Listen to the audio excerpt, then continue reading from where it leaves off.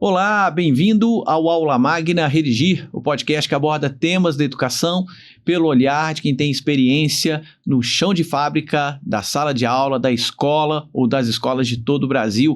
Eu sou o Rodrigo Simões e vou guiar a nossa conversa hoje, que, como sempre, a gente tem aqui, né, uma conversa sempre especial e hoje ainda mais especial, porque teremos nada mais, nada menos do que a presença do gestor de escolas da Inspetoria São João Bosco da Rede Salesiana do Brasil, meu amigo Paulo Rogedo, a quem eu já dou boas-vindas. Paulo, muito obrigado pela sua presença, viu, meu caro? Obrigado, eu que agradeço o convite. Maravilha, maravilha. Bom, teremos aqui, né, para entrevistar o Paulo, a presença do Luca, nosso diretor de inovação da plataforma Redigir. Olá, Luca.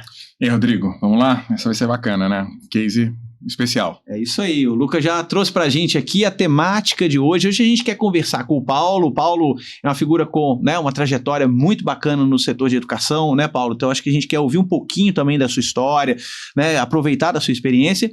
E a gente quer conversar sobre o case da ISJB, vamos chamar assim, da Inspetoria São João Bosco, né? Nós, né, temos aí o privilégio de ser parceiros da ISJB há um pouco mais de 5 anos e a gente vem colhendo resultados, né, de um trabalho que é um trabalho, sem sombra de dúvidas, das escolas, é um trabalho da inspetoria e a gente ajuda pela Redigir a colocar um tijolinho lá na parede dos resultados, né, que a inspetoria ela vem coletando em cada uma das suas escolas. Vários tijolos. Mas é isso aí, muito bem, muito obrigado, Paulo.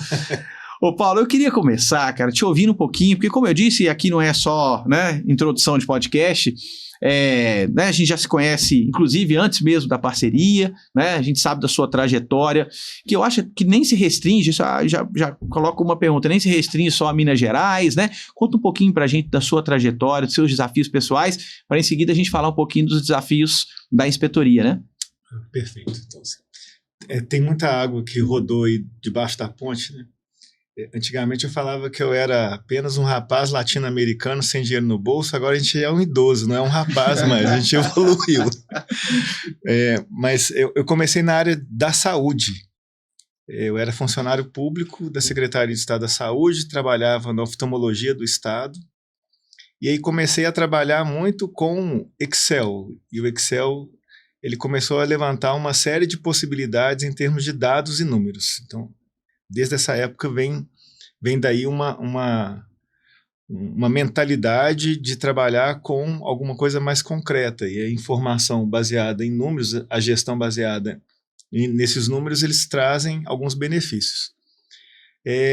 Eu fui fazer relações públicas, e aí eu caí na área de educação.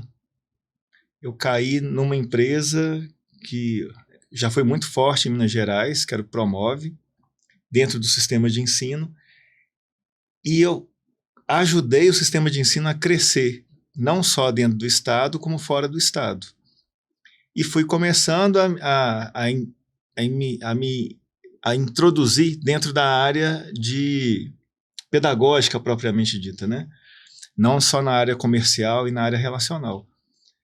E aí, do Promove, eu fui para algumas outras empresas, os anos foram passando, muitas viagens, a gente foi conhecendo escolas no Brasil inteiro, muitas realidades, e eu pude ajudar muitas escolas a melhorar o desempenho. E aí a gente vai fazendo uma trajetória também formativa, acadêmica, que está mais alinhada ao trabalho. Então, eu fiz gestão de instituições de ensino, recentemente gestão de ensino de escolas católicas, que tem um peso diferente, gestão de projetos, dentre outras, né, negócios, e aí eu fui me preparando de certa forma para fazer um pouquinho do que eu faço, sabendo que eu trabalho com muita gente que é muito melhor do que eu, mas eu consigo ter hoje um discernimento de mover essas peças em prol daquilo que a instituição deseja. Então, não tenho mais como sair da área de educação, graças a Deus, e estou planejando aí dos próximos 3, 4, 5 anos desenvolver a minha aposentadoria. Isso aí, muito bem, muito bem. Inclusive, Paulo, eu estou olhando aqui para os cadernos de atividade, né? Devia ter trazido também a revista Redigir para a gente deixar aqui. E aí, do que eu estou lembrando? 2019, ou 2018 talvez, mas eu acho que 2019. GEDUC São Paulo, 2018. Né? 2018, né? nós mineiros, né? Eu acho que eu já te conhecia, assim, por nome e tal, mas a gente pôde se falar, acho que pela primeira vez, assim, mais nitidamente, no Geduc, lá em São Paulo. Era até no hotel, né? Me foge o nome do hotel, agora é famoso lá na Paulista, mas me foge o nome. E a gente apresentou o que era, na época, o relatório da Pesquisa Nacional sobre práticas pedagógicas em redação, que depois evoluiu para ser a revista. E eu sei que você tem guardado lá na sua prateleira, né? Tem tudo a ver com a trajetória dele, né? A trajetória de gestão, né? Baseada em dados e uma pesquisa sobre redação. Foi né? na época que a Redigir, ela tinha um stand que cabia uma pessoa. Ficava de lado. Hoje vocês estão na Bet com um stand gigantesco. Sabe como era o nome lá? Comparativamente, gigantesco. Sem dúvida. Era uma tabletop. Vai lá, Lucas. Paulo, você já fez a introdução para a gente, fazendo ligando com onde começou a sua história com análise de dados e gestão orientada por dados, mas fala para a gente como foi o início do trabalho no ISJB, como foi o desafio. Conta para a gente o desafio. Vocês mapearam o desafio, mediram, entenderam qual era a situação e aí traçaram um plano, que esse foi o plano que nós executamos em conjunto nos últimos 5 anos.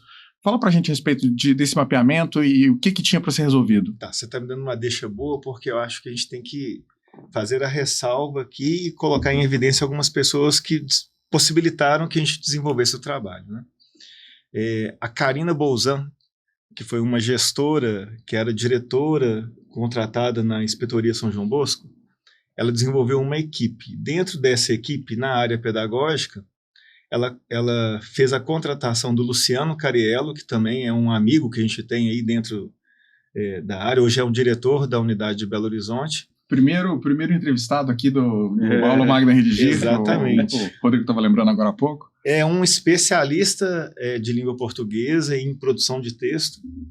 Então é um cara que tem uma experiência muito legal e assim, ele consegue consolidar muita coisa que envolve a prática da literatura e da produção de texto.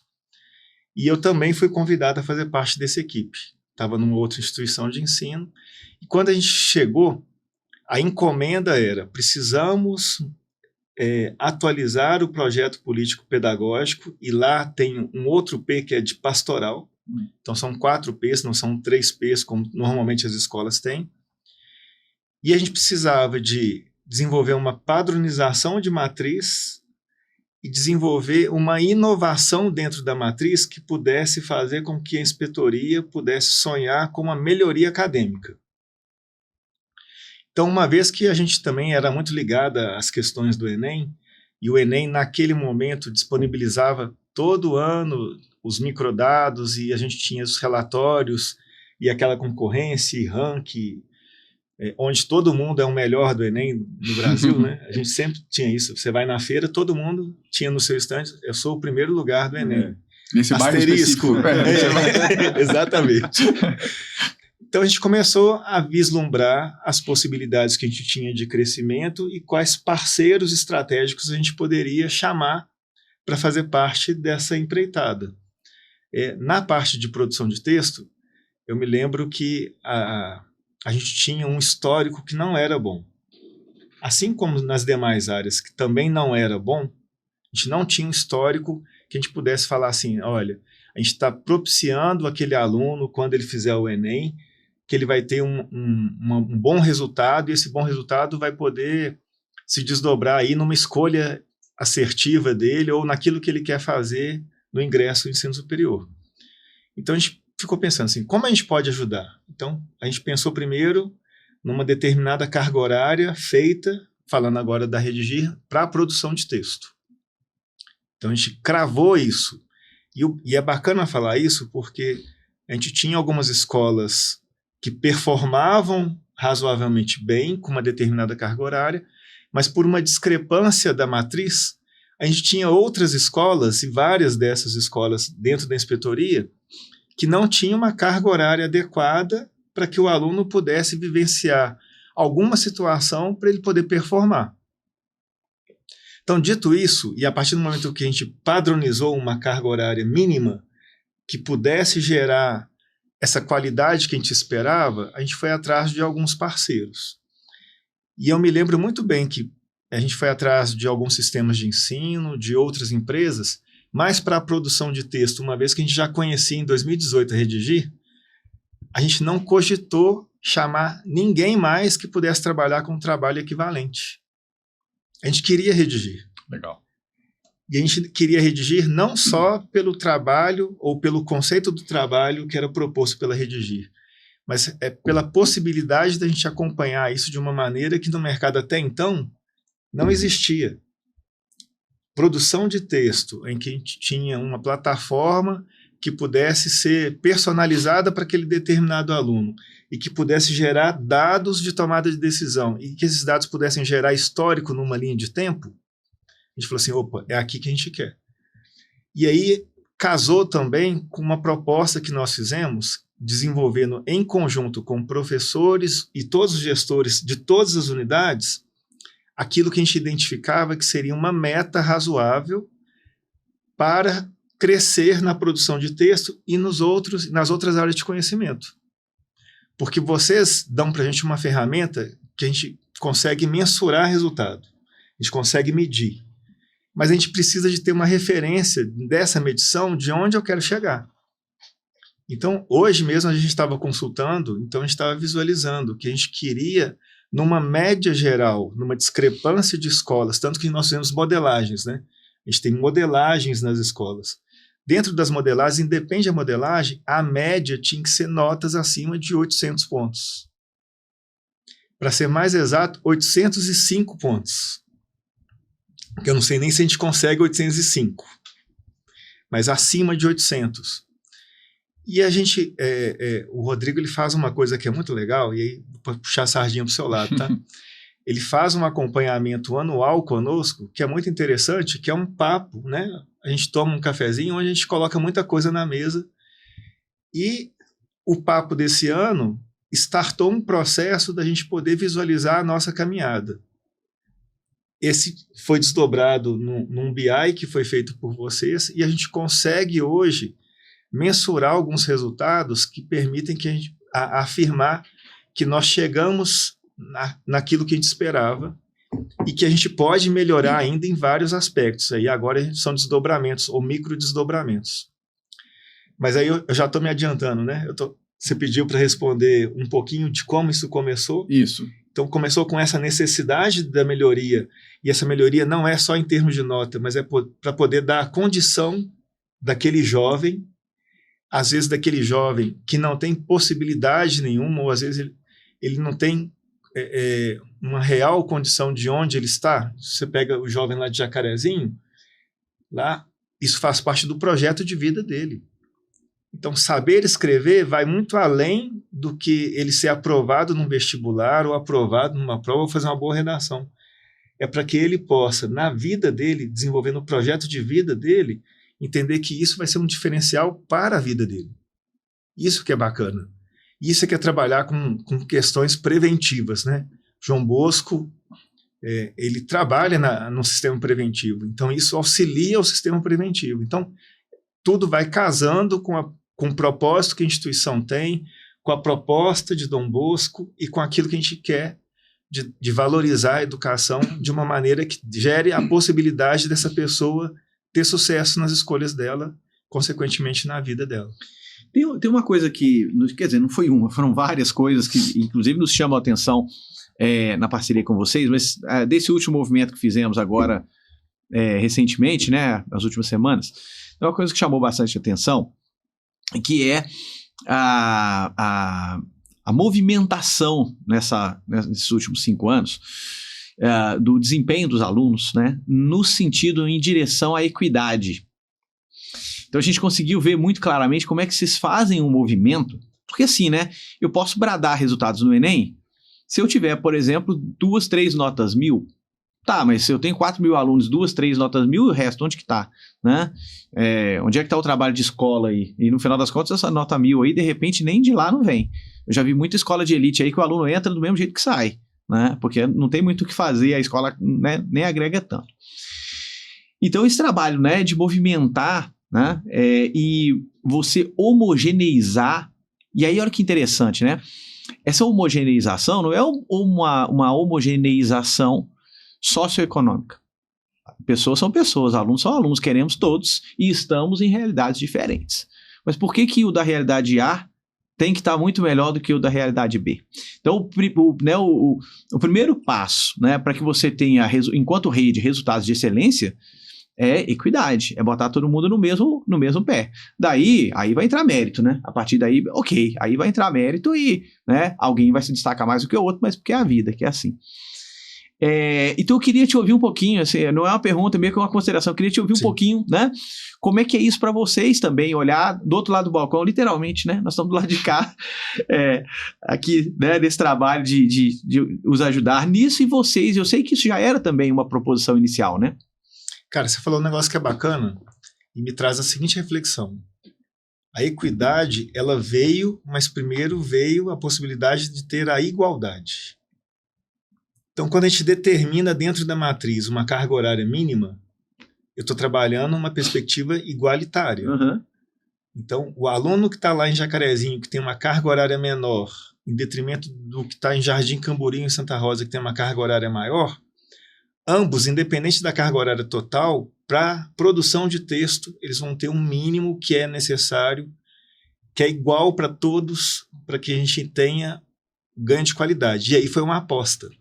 Aí eu posso dizer que foi empírico, porque não existia nenhum tipo de estudo que fale, olha, se dentro dessa determinada condição, para esse perfil de aluno socioeconômico aqui, que está mais vulnerável, ela vai atuar de um jeito e para aquele outro vai atuar de outro. Não, foi uma aposta.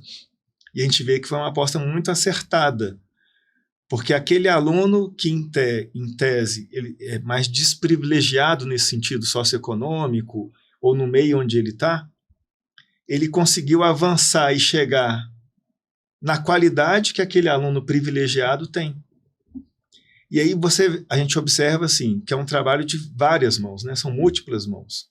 Porque assim, o gestor na ponta acreditou, o professor na ponta que inicialmente entendia que é mais trabalho para mim, pelo amor de Deus, a redigir está querendo tomar meu lugar.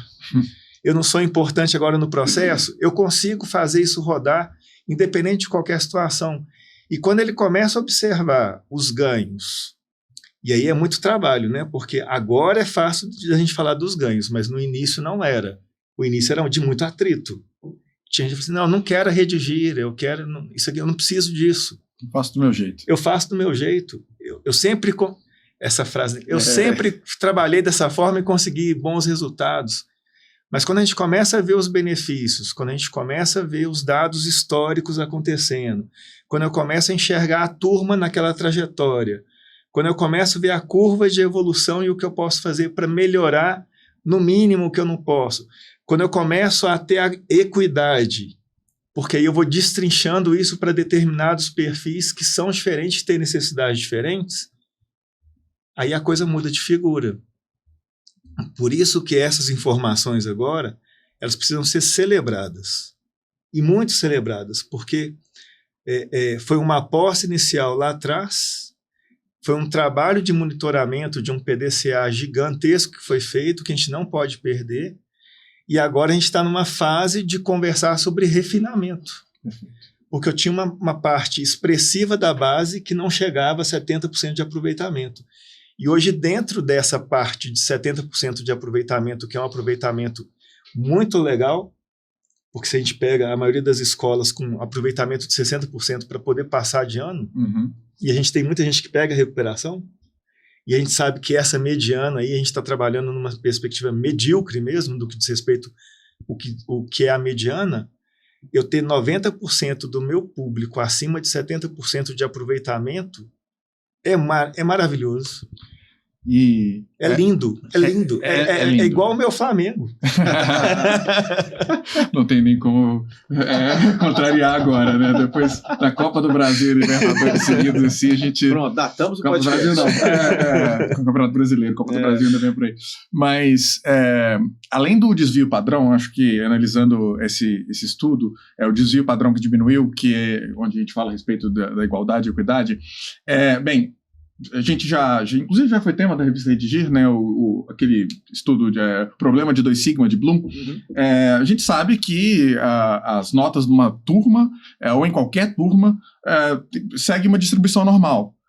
Na maioria das vezes, no mundo, ou a coisa vai seguir uma distribuição normal ou uma exponencial. Nesse caso, não é uma exponencial, é uma distribuição normal. Então, a gente tem um desafio que, óbvio, é aumentar a mediana, aumentar a média, mas mais do que isso, é caminhar com a curva inteira para a direita. A gente tem que primeiro, resgatar aquele pessoal que estava tirando uma nota... Bem, tem o 0 ali, que geralmente isso é realmente um desvio do aluno não ter entendido o tema, enfim, tem esse pessoal ali que geralmente 1% dos alunos, isso é bem estável, mas tinha uma galera ali que tirava abaixo de 40, abaixo de 50, abaixo de 60, e a gente vê o gráfico diminuir e quase sumir dessas faixas e levar todo mundo para a faixa de mais ou menos acima de 70. E aí a gente fala, acima de 70 estabilizou. Não, todo mundo que estava acima de 70 foi para acima de 80 e acima de 90. Com uma concentração absurda de 80 a 90. E nós estamos falando de ensino fundamental e de ensino médio, que é uma outra coisa também. Há que se pensar, quem está nos ouvindo até agora, pode estar pensando que nós estamos falando só de ensino médio e só de Enem. Não, nós estamos falando desde o 6º ano do ensino fundamental até a 3ª série do ensino médio, com toda a complexidade de se trabalhar a habilidade de escritor nos seus mais variados gêneros. Né? Então nós estamos falando de um desafio que é muito complexo. Com mais de uma dezena de escolas e com dezenas de milhares de redações todo ano. Esse seu ponto me leva para outra questão que eu queria ver com o Paulo, que é o seguinte: como é que repercute, Paulo? Eu acho que a gente tem uma audiência aqui que é uma audiência de gestores, de professores, de diretores escolares, coordenadores e tal. E gestão por dados é um desafio, porque também não adianta só, ok, eu sou o gestor, eu fiz um gráfico, estou com tudo pronto aqui, tá, mas você precisa desencadear um processo a partir disso aí. Como é que desencadeia um processo numa rede? São 11 hoje, não é isso? 11 unidades? 11 escolas. 11 unidades escolares. Só diretor são 11. Né? Mas coordenador, enfim, conta para nós aí. Então aí vem a equipe que é muito boa, né? A equipe que está na ponta.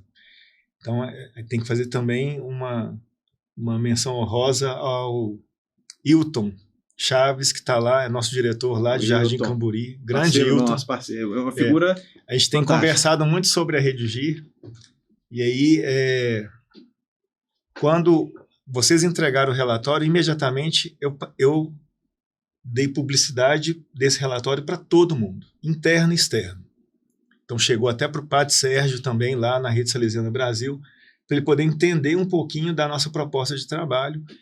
E eu sempre acreditei muito que dado bom é dado público. Isso aí.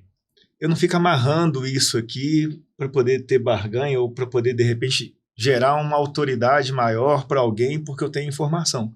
A informação ela precisa ser disseminada mesmo. E o Hilton, ele compra isso assim como ninguém, porque ele já faz muita coisa lá nesse sentido, né? Então, quando ele recebeu isso, ele imediatamente já pensou em fazer uma reunião com os professores de redação. E aí a gente trocou uma ideia para a gente tirar algumas dúvidas do relatório, etc. E como a gente poderia gerar um direcionamento para os professores para não fazer uma apresentação para o cara ficar desprestigiado. Porque, evidentemente, algumas escolas tiveram uma evolução muito maior do que Jardim Camburi, e são escolas que também, de maneira muito evidente, teriam, pelo um bom trabalho, um crescimento muito maior, porque tinha um resultado que não era tão bom. Então, por menor que fosse o bom trabalho, o volume de alunos impactados e a volumetria que a gente teria da apuração dessa informação geraria um dado muito bom. Jardim Camburi já tinha um trabalho muito bom. Então, o crescimento, evidentemente, ele é menor. Então, agora, esse desdobramento tem que ser micro. Então, ele, com a reunião com os professores e também mostrando todas as informações, a gente consegue ter outros pontos de vista, a gente consegue ter o cara na ponta que visualiza a turma, a melhor maneira de repente, se trabalhar em prol, de novo, de um determinado objetivo. Porque não é melhorar para melhorar, então é melhorar para chegar em algum lugar, para a gente poder medir se o trabalho que foi feito ou as propostas que foram feitas foram efetivas. Porque senão, assim, nós estamos melhorando, tá, mas assim, é bom, tá ruim, é isso que a gente quer ficar nesse patamar, a gente quer crescer mais, quer melhorar mais ou não. Então, essa discussão ela sempre está na mesa. E hoje, conversando também com o Wilton, ele trouxe algumas informações que ele vai dividir novamente com os professores, que são informações comparativas. E a comparação não é para fazer ranking, não é para falar que um é melhor do que o outro, é para a gente colocar na mesa e falar assim, olha, temos a mesma proposta, a mesma matriz, a mesma carga horária, aqui está melhor, aqui está pior, o que a gente pode fazer para chegar nessa equivalência, porque aí todo mundo ganha. E se todo mundo ganha, o aluno lá na ponta está sendo melhor qualificado e para o projeto de vida dele isso faz toda a diferença. Respondido? Respondido demais. E você citou a minha última visita lá na inspetoria, né? A gente dá sorte também de morar, isso eu preciso dizer aqui, porque senão daqui a pouco o pessoal tá me cobrando de visitar lá no Amazonas, lá no Rio Grande do Sul, e eu tô perdido, né? Mas tem que ir. Pois é. Mas a gente dá sorte de, enfim, eu moro próximo, né, razoavelmente próximo ali à inspetoria, então digamos, é fácil deslocar, né? Isso também, porque eu me lembro que, inclusive, mandei uma mensagem para você, falei assim, a gente pode fazer, se você achar legal, podemos fazer um papo via Meet, ou eventualmente dar uma visita presencial. Aí você respondeu, presencial é sempre melhor. Eu falei, então ok, vamos lá, né? E eu me lembro eu já indo embora, eu falei, cara, olha, a gente, né, assim, vamos, né, enfim, trabalhar cada vez mais esses dados como a gente vem fazendo e tal, porque o empírico aqui a gente tem, né, a gente tá cheio de nota acima de 800 no Enem. Isso para nós já é muito bom e tudo. Então, uma outra coisa que eu queria abordar é o seguinte, como é que vocês, enquanto instituição católica, tá, lidam com a coisa do alto desempenho e da função social, eu nem sei se é esse o termo, não sei como é que vocês lidam com, né, vai entrar um pouco no carisma de vocês enquanto rede Sim. e tal. Como é que é lidar com essa balança de, olha, eu preciso levar todo mundo para frente, o mundo não se resume a Enem, mas eu também preciso trabalhar com alto desempenho, afinal de contas, né? Como é que vocês lidam com essa duplicidade? Tá, isso é muito legal, porque para a escola católica, isso aí ainda é um mistério, né? Porque tem famílias que escolhem escolas católicas, assim, vou colocar até o 9º ano aqui, porque aqui prepara bem para a vida. Valores, a questão espiritual é ótimo, etc. Mas vai para o ensino médio, agora eu vou colocar em outra escola que é para preparar para o vestibular. Então a gente precisa de acabar com isso, entender que a gente trabalha com escola. E escola, se ela não está preparando também para vestibular, tem alguma coisa errada com a escola. Ela precisa ser revista. Independe se ela é uma escola católica ou não. Porque eu preciso de dar essa oportunidade para o aluno. Só que nós sabemos que não existe só vestibular, não existe só Enem. Mas eu tenho que preparar também para o Enem. Mas aí é uma escolha da família e escolha do aluno. Agora, eu, enquanto escola, dentro da perspectiva do sistema preventivo de Dom Bosco, eu tenho que atuar muito para que ele pense no projeto de vida. E o projeto de vida, para muitas pessoas, se passa também pela escolha de um curso superior, de uma especialização. Então, eu tenho que preparar essa pessoa, né, esse jovem, para que ele faça essas boas escolhas. E eu não consigo, por exemplo, se ele fala que ele quer passar no Enem em medicina, que é um curso bom, mas se ele quer passar no Enem em educação física, que em algumas localidades é tão concorrida como medicina. Eu não posso desleixar ao ponto de não dar para ele a condição de, num SISU da vida, ele ter nota capaz de barganhar essa vaga. Porque se eu falo com ele que eu estou preparando, mas a nota dele, às vezes, na redação, que a gente está pegando aqui, ela é de 550, que é a média nacional, ele não vai ter vaga nenhuma em educação física, em medicina, porque ele não vai alcançar o que ele precisa em termos de nota para poder barganhar a vaga. Então, eu preciso de gerar essa preparação. O que ele vai fazer com isso? Aí é problema do aluno. A gente espera que ele faça coisas boas e que ele devolva para a sociedade essas coisas boas. Essa é uma premissa nossa. Mas eu preciso que ele entenda que não é só isso e que tem muita coisa para além do vestibular, e vai ter sempre, né? Mas eu quero que se ele quiser educação física ou se ele quiser medicina, que ele vai ser um médico diferente para atender as pessoas. Que ele, na parte de educação física, ele também vai ser uma pessoa que vai preparar as outras pessoas de maneira diferente. Que ele vai olhar para o mundo de uma maneira diferente. Que ele vai construir uma situação que vai beneficiar todo mundo. Aí é uma reação em cadeia que a gente entende que é uma cadeia do bem, né? É engraçado porque você vai falando e eu vou lembrando aqui de algumas questões, né? Essa suposta dualidade entre o Enem e preparar para a vida, né? E eu vou buscar uma escola para preparar para o Enem. Olha, é o seguinte, você está restringindo a formação do seu aluno ao Enem. É a velha dualidade entre currículo e avaliação, né? Que se vai restringir o currículo de uma escola apenas à avaliação, então ela será pior, Sim. muito provavelmente, do que, né, uma outra instituição que consegue trabalhar de modo mais holístico e, portanto, né, promover uma formação onde, o vestibular é uma etapa da vida na qual você vai passar tranquilo, né, e outras tantas oportunidades também você vai ter condições de passar por ela e absorver. Paulo, a gente está chegando ao final, queria ter mais tempo para a gente conversar, mas enfim, o tempo acaba sempre sendo curto, né? Pois é. Passou rápido. Passou rápido, né? Eu queria primeiro dizer, para quem está nos assistindo, quem está eventualmente nos ouvindo, que nós teremos a Revista Redigir 2026, né? Nós teremos páginas especiais com dados, obviamente com todo o cuidado ali, né, de não exposição e tudo, mas nós teremos uma matéria especificamente sobre o case da SJB, que a gente, né, conversou um pouquinho melhor aqui. Então, assim, vai dar para materializar um pouquinho mais, né, o que a gente está conversando.